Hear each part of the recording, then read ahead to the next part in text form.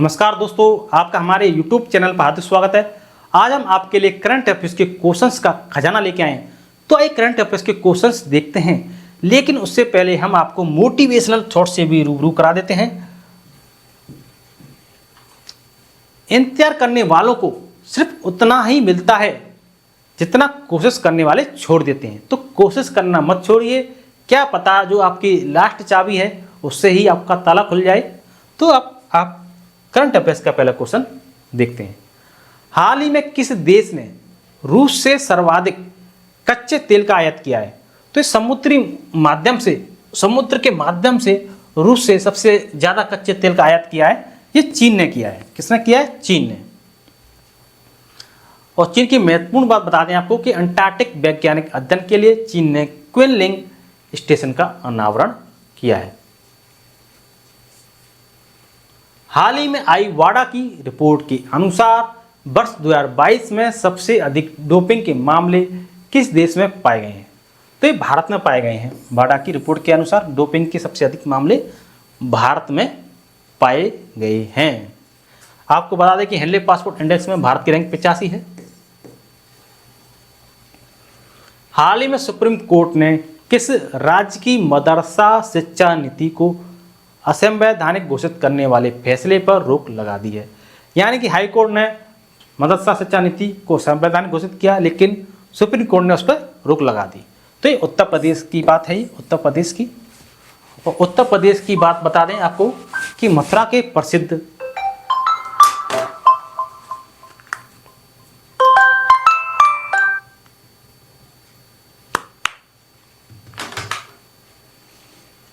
उत्तर प्रदेश की बात बता दें आपको कि मथुरा के प्रसिद्ध सांची क्राफ्ट को जीआई टैग मिला है। महात्मा बुद्ध कृषि एवं प्रौद्योगिकी विश्वविद्यालय का शिलान्यास कुशीनगर में किया गया है। देखो, उत्तर प्रदेश की मथुरा में जो सांझी है, सांझी क्राफ्ट को जीआई टैग मिला है।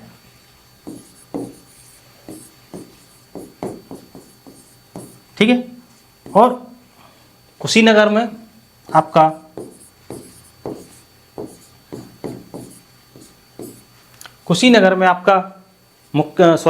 महात्मा बुद्ध कृषि एवं प्रौद्योगिकी विश्वविद्यालय का शिलान्यास हुआ है।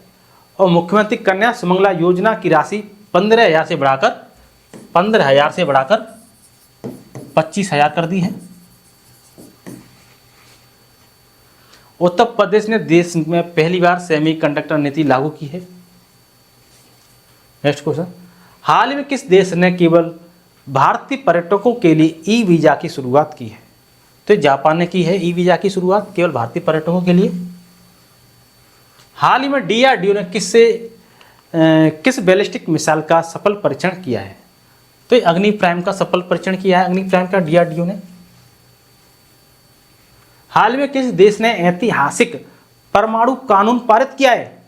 तो इजराइल ने पारित किया है। ऐतिहासिक परमाणु कानून पारित किया है इजराइल ने।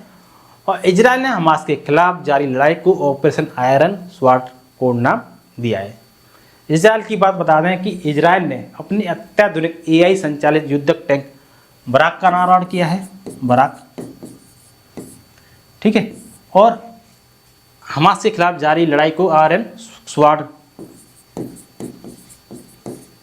कोड नाम दिया है। ठीक है।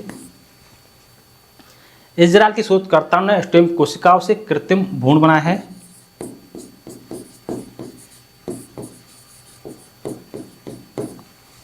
ठीक है। बेल ने इजराइल के एयरोस्पेस इंडस्ट्रीज के साथ समझौता किया है।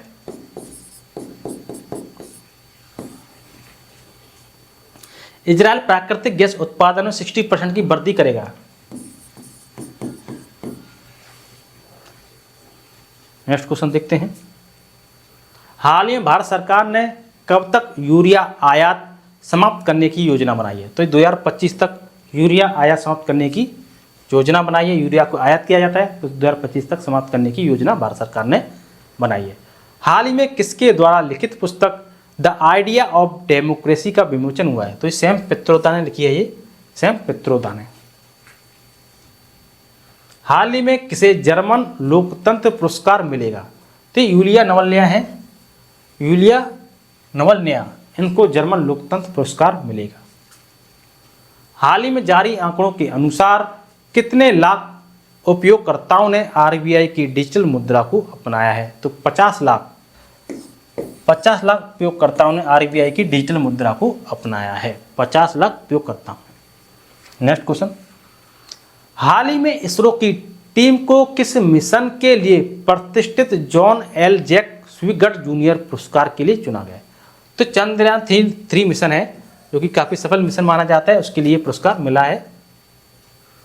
हाल ही में वित्त आयोग के सदस्य के रूप में किसे नियुक्त किया गया है?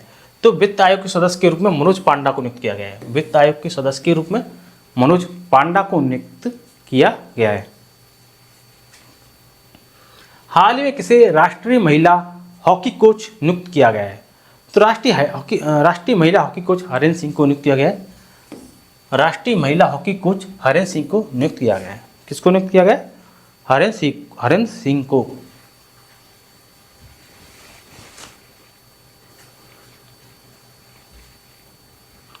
हाल ही में किस देश की प्रधानमंत्री कैथरीन जैकब्स डोटिनर ने इस्तीफा दिया है? तो आइसलैंड की प्रधानमंत्री हैं ये, आइसलैंड की कैथरीन जैकब्स डोटिनर ने इस्तीफा दिया है। आइसलैंड की प्रधानमंत्री हैं ये। हाल ही में किसे विश्व बैंक आर्थिक सलाहकार पैनल में नियुक्त किया गया है? तो राजीव सिंघल को नियुक्त किया गया विश्व बैंक आर्थिक सलाहकार पैनल में, राजीव सिंघल। हाल ही में टाटा इंटरनेशनल ने किसे प्रबंध निदेशक नियुक्त किया है? तो ये राजीव सिंघल को नियुक्त किया गया।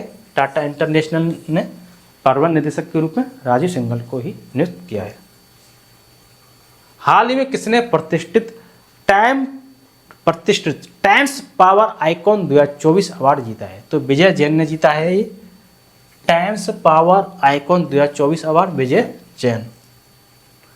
हाल ही में नाटो प्रमुख ने किस देश के लिए 100 अरब यूरो का फंड जारी किया है? तो ये यूक्रेन के लिए जारी किया है। नाटो प्रमुख ने 100 अरब यूरो का फंड यूक्रेन के लिए जारी किया है। हाल ही में अब्देल फतेह अल सीसी किस देश के तीसरी बार राष्ट्रपति बने हैं? तो ये मिस्र के तीसरी बार राष्ट्रपति बने हैं अब्देल फतेह अल सीसी। हाल ही में दुनिया का सबसे शक्तिशाली लेजर कहाँ विकसित किया गया है? तो ये रोमानिया में विकसित किया गया है। सबसे शक्तिशाली लेजर, दुनिया का सबसे शक्तिशाली लेजर रोमानिया में विकसित किया गया। हाल ही में किसने एसोचैम के अध्यक्ष के पदभार संभाला है? तो ये संजय नायर ने संभाला है। संजय नायर ने एसोचैम के अध्यक्ष का पदभार।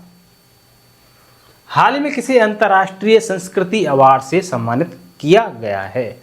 तो ये मीना चंदारा को संस्कृति अवार्ड से सम्मानित किया गया है, मीना चंदारा। हाल ही में किसने फिक्की महिला संगठन की अध्यक्ष का पदभार संभाला है?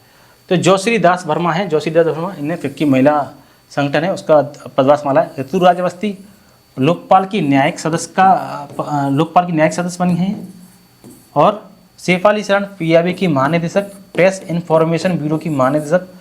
रश्मि शुक्ला महाराष्ट्र की डीजीपी बनी है, ये महाराष्ट्र की DGP, deputy general of police. Next question देखते हैं। हाल ही में दुनिया के पहले ओम आकार के मंदिर का उद्घाटन कहाँ किया गया है? तो राजस्थान में। ओम आकार के पहले मंदिर का उद्घाटन राजस्थान में किया गया है। हाल ही में आईसीसी एलिट पैनल में शामिल होने वाले पहले बांग्लादेशी एम्पायर कौन बने हैं? तो सरफुद्दौला इब्ने है, ये सरफुद्दौला इब्ने। सबसे तेज वही चलता है जो अकेला चलता है। सबसे तेज वही चलता है जो अकेला चलता है। भीड़ में तो कायर ही चलते हैं, लेकिन दूर तक वही जाता है जो सबको साथ लेकर चलता है। हाल ही में जारी हरून ग्लोबल यूनिकॉर्न इंडेक्स 2024 में कौन देश शीर्ष पर है? तो ये अमेरिका शीर्ष पर है, उसके बाद ब्रिटेन है, फिर भारत है। यूनिकॉर्न कंपनी है जो सबसे ज़्यादा यूएसए में है, फिर ब्रिटेन है, फिर तीसरे नंबर पर अपना भारत है। नेक्स्ट क्वेश्चन देखते हैं। हाल ही में जारी वैश्विक साइबर अपराध सूचकांक में कौन शीर्ष पर रहा है? तो वैश्विक साइबर अपराध में रूस शीर्ष पर है। कौन शीर्ष पर है? रूस। और आपको रूस के बारे में और बता दें कि रूस के अंतरिक्ष यात्री ओलेग कोनोनेको ने 878 दिन यानी कि 2.5 साल से अधिक समय तक अंतरिक्ष में रहने के साथ ही अंतरिक्ष में सबसे अधिक समय बिताने का विश्व रिकॉर्ड बना दिया है। ठीक है, ओलेग कोनोनिकू ओलेग कोनोनुकी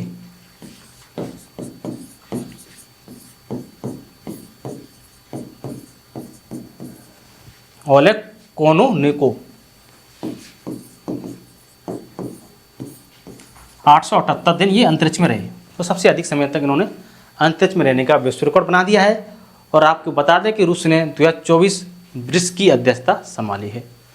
2024 ब्रिक्स की अध्यक्षता संभाली है। ब्रिक्स ब्राज़ील, रसिया, इंडिया, चाइना, साउथ अफ्रीका, ये कंट्रीज हैं, इनका है संगठन। 2024 में रूस ने इसकी अध्यक्षता संभाली है। और आपको बता दें कि भारत ने रूस से S-400 ये S-400 मिसाइल भारत ने रूस से खरीदी हैं। और रूस ने परमाणु ऊर्जा वाली महाशक्तिशाली मिसाइल 7 बनाई है। मिसाइल 7 बनाई है रूस ने, मिसाइल 7 परमाणु ऊर्जा वाली महाशक्तिशाली मिसाइल है, मिसाइल 7। नेक्स्ट क्वेश्चन बताते हैं आपको। हाल ही में ब्रिटेन ने किस देश में अपनी पहली महिला उच्चायुक्त लिंडी कैमरून को नियुक्त किया है? तो ये भारत में नियुक्त किया है। लिंडी कैमरून को भारत में नियुक्त किया है। और आपको बता दें कि भारत एशिया में सबसे अधिक विदेशी फंड का आकर्षणकर्ता बना है। भारत के बारे में बता रहे हैं हम आपको। और दुनिया का दूसरा सबसे बड़ा मोबाइल फ़ोन उत्पादक भी भारत बना है। और मोबाइल फ़ोन उत्पादक के मामले में पहले नंबर पर चीन है, दूसरे नंबर पर अपना भारत है। भारत के वैज्ञानिकों ने केले के छिलके से इको बंड ड्रेसिंग बनाई है। और आपको बता दें कि हेनले पासपोर्ट इंडेक्स 2024 में भारतीय पासपोर्ट का स्थान कौन सा है? 85वां है। ठीक है, कौन सा है? 85वां स्थान है भारत का। और आपको बता दें कि भारत की पहली महिला रोबोट व्योममित्र अंतरिक्ष में उड़ान भरेगी। नेक्स्ट क्वेश्चन दिखाते हैं। हाल ही में किसने जॉन डक्स गैर्डनर वैश्विक स्वास्थ्य पुरस्कार जीता है? तो डॉक्टर गगनदीप कौंग ने जीता है। डॉक्टर गगनदीप कौंग ने जीता है।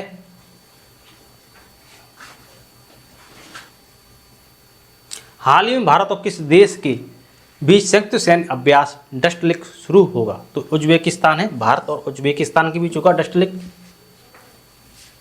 हाल ही में भारत ने किस देश में सिटवे बंदरगाह पर परिचालन नियंत्रण हासिल किया है? तो म्यांमार में सिटवे बंदरगाह पर परिचालन नियंत्रण हासिल किया है भारत ने, जो कि म्यांमार का है।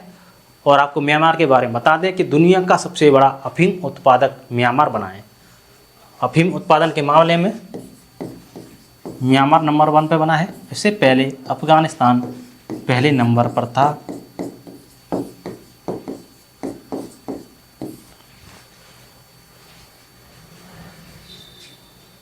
और आपको बता दें कि चक्रवात से प्रभावित म्यांमार के लिए भारत ने ऑपरेशन करुणा शुरू किया है।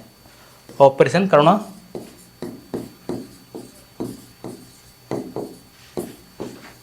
जो कि भारत ने शुरू किया है चक्रवात से प्रभावित लोगों के लिए म्यांमार में। Next question.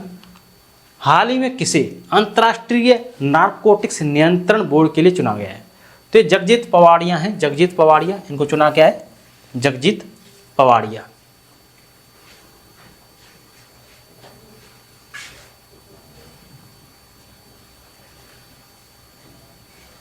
हाल ही में T20 क्रिकेट में 7,000 या अधिक रन बनाने वाले 8वें भारतीय कौन बने हैं? तो ये सूर्य कुमार यादव हैं, जिन्होंने 7,000 से अधिक रन बनाने वाले 8वें भारतीय हैं।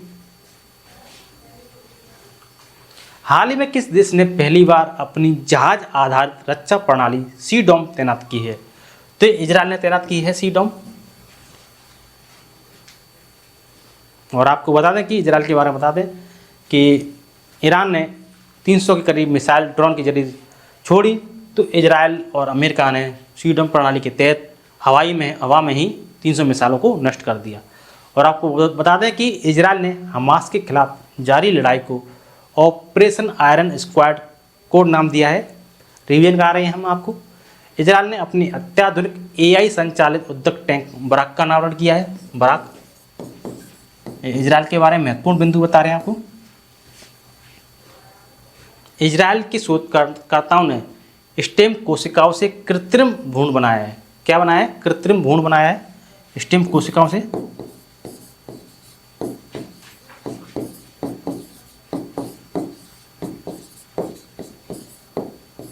स्टेम कोशिकाओं से कृत्रिम भ्रूण बनाया है। हाल ही में यूसुफ रजा गिलानी किस देश की सीनेट के अध्यक्ष चुने गए हैं? तो पाकिस्तान की सीनेट के अध्यक्ष चुने गए हैं यूसुफ रजा गिलानी। और आपको बता दें कि भारत और पाकिस्तान ने अपने परमाणु प्रतिष्ठानों की सूची का आदान प्रदान किया है। और आपको बता दें कि पाकिस्तान ने ब्रिक्स में शामिल होने के लिए भी, ब्रिक्स की सदस्यता लेने के लिए भी आवेदन किया है। और आपको बता दें काजी फैज ईसा पाकिस्तान के 29वें मुख्य न्यायाधीश बने हैं।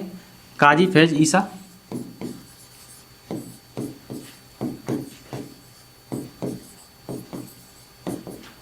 29वें मुख्य न्यायाधीश बने हैं पाकिस्तान के काजी फैज ईसा।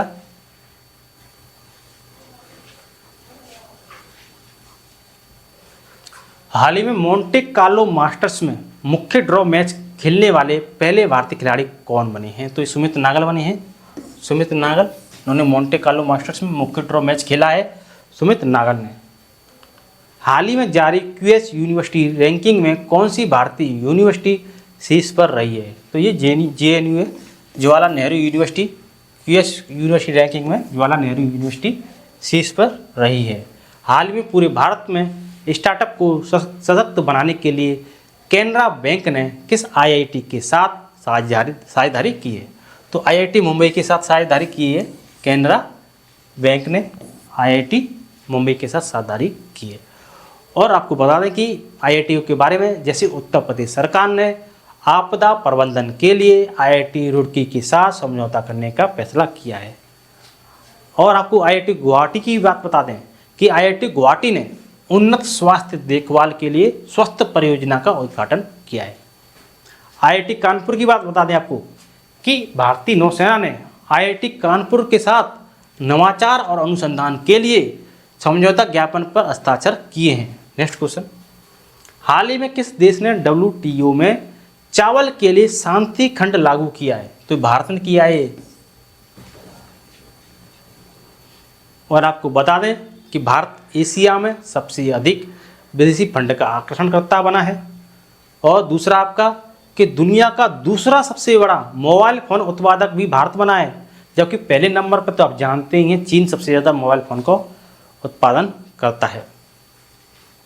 हेनले पासपोर्ट इंडेक्स में भारतीय पासपोर्ट की रैंकिंग 85 है। हाल ही में भारत और किस देश ने सुरक्षा चुनौतियों का आकलन किया और आतंकवाद पर विचारों का आदान प्रदान किया? तो ये कजाकिस्तान है। भारत और कजाकिस्तान ने सुरक्षा चुनौतियों का आकलन किया और आतंकवाद पर विचारों का आदान प्रदान किया।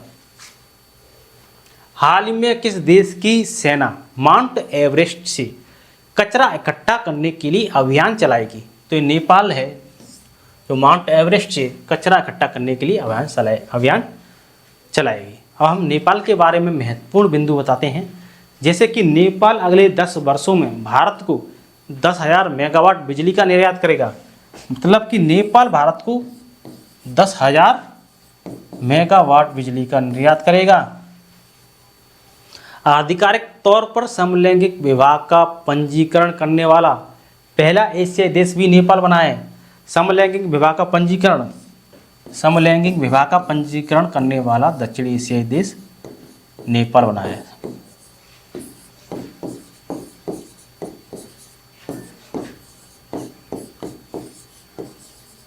समलैंगिक विवाह का रजिस्ट्रेशन करने वाला पहला दक्षिण एशियाई देश ये नेपाल ही बना है। और बहुराष्ट्रीय सैन्य अभ्यास शांति प्रयास फुर्त नेपाल में हो चुका है। शांति प्रयास फुर्त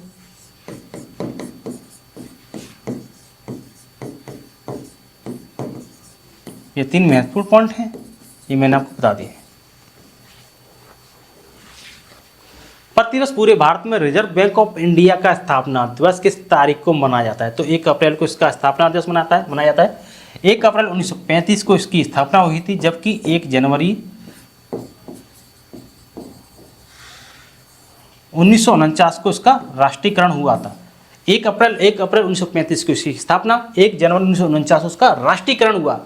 और इसके क्षेत्रीय कार्यालय मुंबई, नई दिल्ली, कोलकाता और चेन्नई में है। केंद्रीय कार्यालय तो मुंबई में है ही इसका। ठीक है, नेक्स्ट क्वेश्चन बताते हैं आपको। 1 अप्रैल 1935 को इसकी स्थापना, 1 जनवरी 1949 को इसका राष्ट्रीयकरण किया गया। क्षेत्रीय कार्यालय मुंबई, नई दिल्ली, चेन्नई, कोलकाता में है। केंद्रीय कार्यालय मुंबई में है। हाल ही में 30 मार्च 2024 को राजस्थान राज्य ने अपना कौन सा स्थापना दिवस मनाया? 75वां स्थापना दिवस मनाया। ट्रिपल JB, ये क्या है? जोधपुर, जयपुर, जैसलमेर और बीकानेर, ये 4 रियासतों को मिलाकर 72 राजस्थान संघ बनाता, यही राजस्थान का स्थापना दिवस माना जाता है। 30 मार्च 1949 को, 30 मार्च 1949 को ये 4 रियासतों को मिलाकर 72 राजस्थान संघ बनाता। 4 रियासत जोधपुर, जयपुर, जैसलमेर और बीकानेर। इस दिवस को मनाने का उद्देश्य लोगों को राजस्थान की विरासत के बारे में जागरूक करना तथा इसके महत्व को बताना है। 4 रियासत बता दें आपको: जोधपुर, जयपुर, जैसलमेर और आपकी बीकानेर।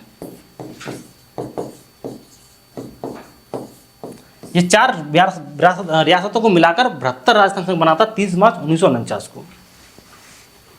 किस भाषा के प्रसिद्ध कवि प्रभा वर्मा को प्रतिष्ठित सरस्वती सम्मान 2023 मिला है? तो ये मलयालम के हैं और मलयालम की कृति है रौद्र सात्विकम। इस कृति के लिए ही इनको सरस्वती सम्मान मिला है 2023। और आपको बता दें कि सरस्वती सम्मान में जो भारतीय संविधान की 8वीं अनुसूची में उल्लिखित जो 22 भाषाएं हैं, उसी भाषा में ही सम्मान दिया जाता है। कौन व्यक्ति हाल ही में प्रसार भारती के नए अध्यक्ष बने हैं? तो नवनीत सहगल प्रसार भारती के नए अध्यक्ष बने हैं। हाल ही में जारी IQ air world air quality report 2023 में प्रदूषण के मामले में भारत को कौन सा स्थान मिला है? तो तीसरा स्थान मिला है। पहले नंबर पर आपका बांग्लादेश है, दूसरे नंबर पर आपका पाकिस्तान है, तीसरे नंबर पर आपका भारत है। बांग्लादेश पहले नंबर पर, पाकिस्तान दूसरे नंबर पर, तीसरे नंबर पर आपका भारत है। और भारत का बेगूसराय सबसे प्रदूषित शहर है। और आपको बता दें कि 90% लोग भारत में प्रदूषित हवा में रहते हैं। हाल ही में आसिफ अली जरदारी भारत के किस पड़ोसी देश के नए राष्ट्रपति बने हैं? पाकिस्तान के राष्ट्रपति बने हैं ये, और 14वें राष्ट्रपति बने हैं ये। हाल ही में फ्रांस के मिशेल टेलाग्रैंड को वर्ष 2024 का एबेल पुरस्कार मिला है, जो किस क्षेत्र में दिया जाता है? जी गणित में दिया जाता है। एबेल पुरस्कार को गणित का नोबेल पुरस्कार माना जाता है। हाल ही में मोहम्मद मुस्तफ़ा किस मुस्लिम देश के नए प्रधानमंत्री बने? तो फिलिस्तीन के प्रधानमंत्री बने हैं मोहम्मद मुस्तफ़ा। और आपको बता दें कि फिलिस्तीन के गाजा में इजराइल द्वारा युद्ध किया जा रहा है, क्योंकि पहले गाजा का जो आतंकी संगठन था हमास, उसने हमला किया था। तो ये युद्ध भी चल रहा है। किसे वर्ष 2024 का संगीत कला निधि पुरस्कार मिला है? तो ये TM कृष्णा को 2024 का संगीत कला निधि पुरस्कार मिला है। जो हो गया उसे सोचा नहीं करते, जो मिल गया उसे खोया नहीं करते। हासिल उन्हें होती है सफलता, जो वक्त और हालात पर रोया नहीं करते। आशा करता हूं कि आपको हमारा वीडियो अच्छा लगा होगा। यदि आपको हमारा वीडियो अच्छा लगा हो तो वीडियो को लाइक एंड शेयर जरूर करें, चैनल को सब्सक्राइब करें, कमेंट बॉक्स में कमेंट करें। अब तक के लिए धन्यवाद।